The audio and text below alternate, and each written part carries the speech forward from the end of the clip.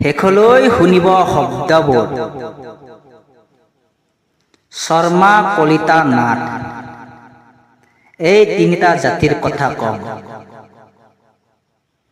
শৰ্মাই কৈছে থিয়াপুতা যোগী বুলি নাথ মানুহক। কলিতাই মানুহে একেটা কথাই কৈছে থিয়াপুতা যোগী বুলি নাথ মানুহক। নাথ মানুহে কব বামুণে ষাঁড় গৰুৰ ডিঙিৰ পৰাই খান্তি আনি বজাইছিল নেকি, সেইবাবে শৰ্মা নামটো দিছে। কলিতা মানুহে কলৰ তলত লুকুৱাইছিল নেকি, সেইবাবে মানুহে কলিতা নামটো দিছে। কোনখন ভাগৱতত লিখা আছে মোক জনাব লাগিব দে। নাথ মানুহক অপমান। আচ্ছা, থিয়াপুতা যোগী বুলি মানি লৈছো নাথ মানুহে। বামুণসকলে আপোনালোকে থিয়াপুতা যোগী বুলি কি অৰ্থত কলে? আপোনালোকে দেখিব নোৱাৰে নাথ মানুহক। নাথ মানুহে ভাল কাম কৰিলেও বামুণ হওক বা কলিতা মানুহে হওক, নাথ মানুহক ভাল কাম কৰিলে দেখিব নোৱাৰে। 100% সঁচা কথা।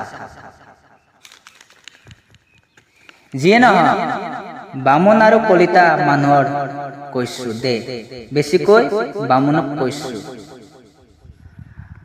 আপোনালোকে শিৱৰ ভক্ত মানুহ।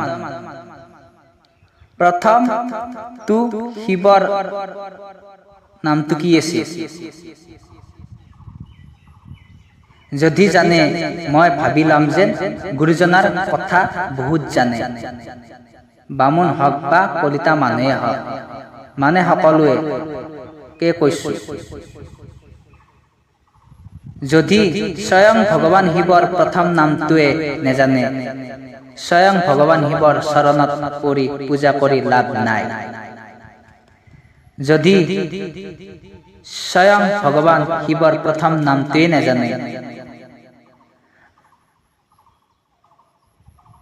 আপোনালোকে কব পাৰিব যে শিৱৰ প্ৰথম নামটো নেজানিলেও বুলি শিৱৰ ভক্ত মানুহ হব নোৱাৰিম নেকি?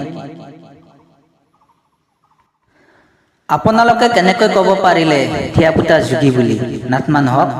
ঘৰ অপমান। আপোনালোকে কব পাৰিবা যে আগৰ দিনৰ মানুহে কৈছিল যে থিয়াপুতা যোগী বুলি নাথ মানুহক।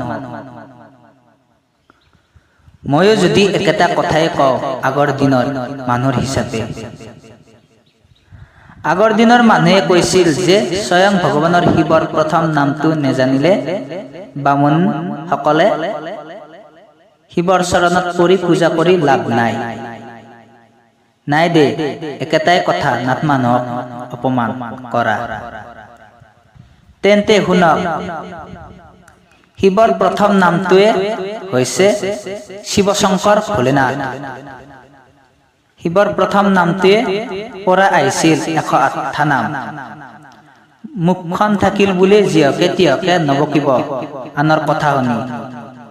তেন্তে বামুণ সকলে এইটোৱে বুজাইছিল নেকি স্বয়ং ভগৱানৰ শিৱৰ ঘনীয়েকে মৃত্যু হোৱাৰ, স্বয়ং ভগৱানৰ শিৱৰ ঘনীয়েকৰ পুতি থলে নেকি? সেই বুলিয়ে বামুণসকলে কৈছিল শিৱ পূজা কৰি। শিৱৰ প্ৰথম নামটোৱে হৈছে শিৱশংকৰ ভোলেনাথ। নাথ মানুহে যোগী কেনেকৈ হ'ল? গীতা ভাগৱতত লিখা আছে। আগৰ দিনৰ ঋষিমুনি সকলে যোগ কৰি ধ্যানত কৰিছিল, সেইবাবে ব্ৰহ্মাৰূপে নাথ মানুহ নাথ জাতিটো পাইছিল ঋষিমুনি সকলে।